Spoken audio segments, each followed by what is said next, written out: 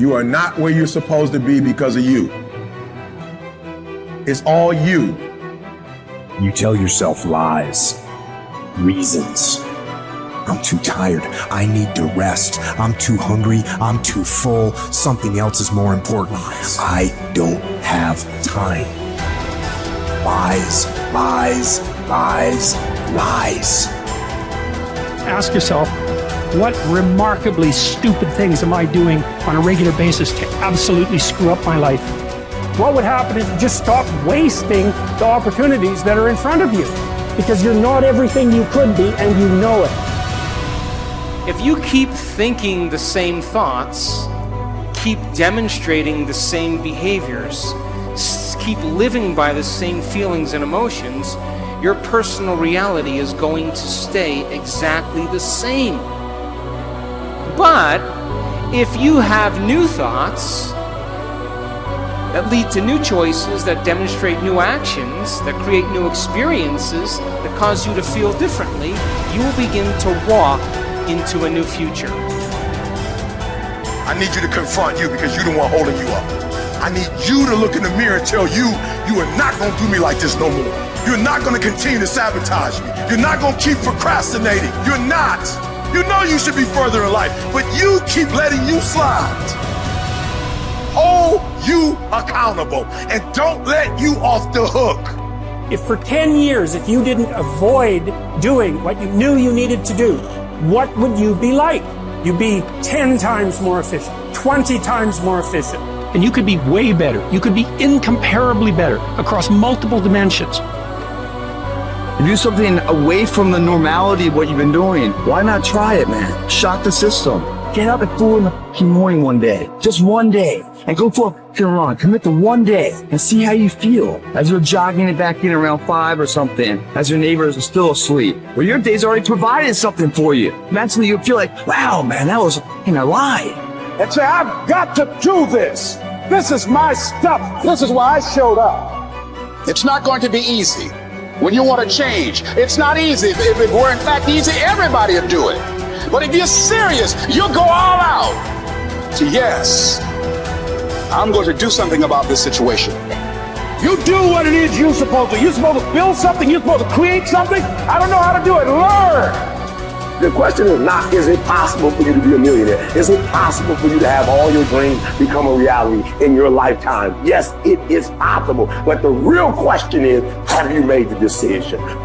Once you make a decision and you go all in and you say, I ain't quitting till I get there. I ain't giving up. I ain't giving in. I'll do whatever it takes to be successful. And when you make that decision, when you look you in the mirror, when you tell yourself that, look, I'm through, I'll do whatever it takes, I guarantee you, that's the day your dream begins to happen.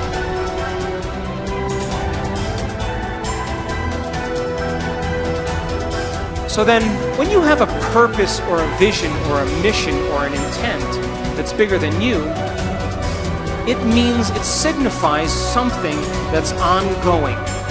You could have a purpose to go east, and there's never an end to east. You could have a purpose to be healthy. There's always more health to have. You could have a purpose to be wealthy. There's never an end to wealth. You could have a purpose for knowledge, and there's never an end to knowledge. It signifies a direction. My purpose is to transform individuals in order to transform a culture. And I'm clear on that purpose, and it gets me up in the morning every single day. So then, how do you bring a vision from the world of possibility into the world of reality? From thought all the way down into matter.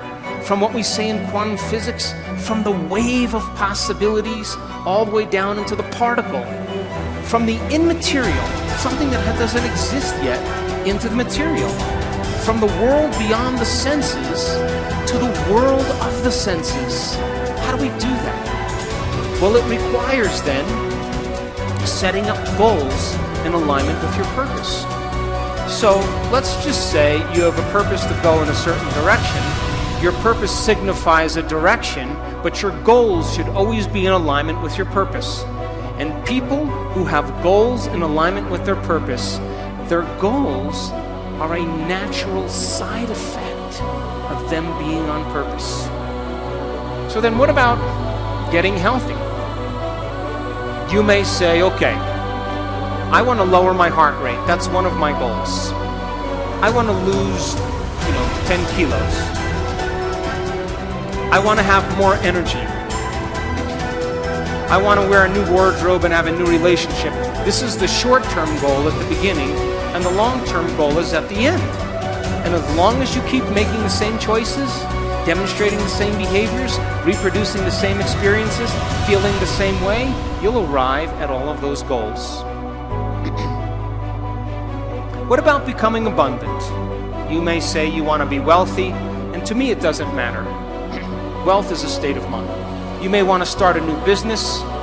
Once you start that new business, you may want to hire 2 new staff employees in 6 months.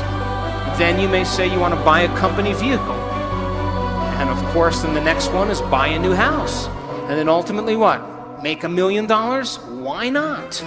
If that's your goal, to reflect your purpose, then you should arrive at it. Are you still with me?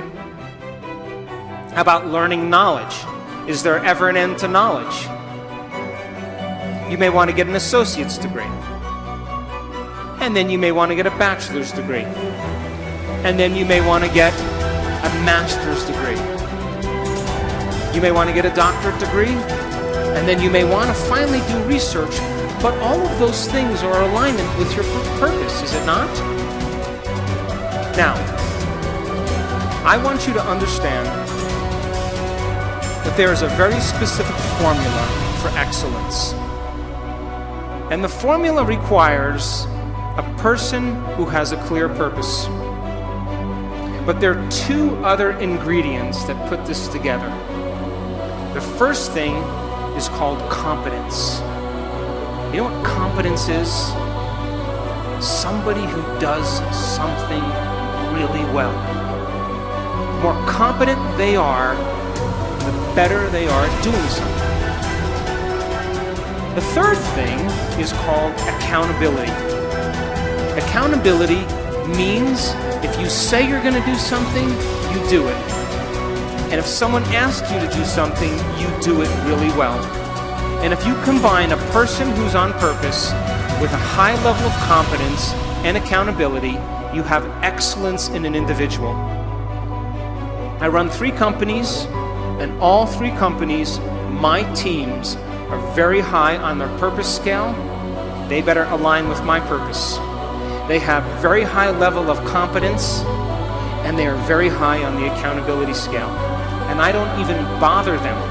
I never even manage them. Because if they're not competent, accountable, and on purpose, they're going to stand out with the rest of the culture, and other people are going to be doing their job, and they are not going to keep up. And I say to my staff, I run an Olympic level team. You have to be able to play at an Olympic level. If you can't be competent and accountable on purpose, there's nothing personal. We just have to cut you because we're moving at a fast pace. Be someone who is cool under pressure. Value serenity instead of outrage. It seems that our culture is moving in the wrong direction here. If you are blessed enough to not be on social media, you might be surprised to learn that the angriest, most passionate public figures are rewarded with the most clicks and biggest audiences. Our culture has begun to confuse passion with substance, reward the loudest and angriest voices, and thus incentivize behavior wholly at odds with stoic wisdom. The number of decibels your voice hits as you scream about how right you are is not necessarily an indicator of how much sense you are making. As a society founded on reason and Western Enlightenment ideals, we must hold ourselves to a higher standard. We have to collectively stop allowing emotion and passion to pass for reason and factual debate. The media's goal is to literally challenge your ability to be still. A tough American intent on improving upon their current self, is not tricked into an emotional reaction by these headlines. You do not write an angry tweet. You do not hurl an insult. You are cool and measured and skeptical. You are curious what the agenda of the journalist might be and what facts or context they might be leaving out. You seek out a different story on the same topic from an opposing view, and you find out that many of the claims made in the original story were convincingly debunked. And just like that, you are a Zen master of stillness and stoicism. I will not quit in the face of danger or pain or self-doubt. I will not justify the easier path before me. I decide that all my actions, not just some matter. Every small task is a contribution toward a higher purpose. Every day is undertaken with a sense of duty to be better than I was yesterday, even in the smallest of ways. I seek out hardship. I do not run from pain, but embrace it, because I derive strength from my suffering. I confront the inevitable trials of life with a smile. I plan to keep my head to be still when chaos overwhelms me. I will tell the story of my failures and hardships as a victor, not a victim. I will be grateful. Millions who have gone before me have suffered too much, fought too hard, and been blessed with far too little for me to squander this life. So I won't.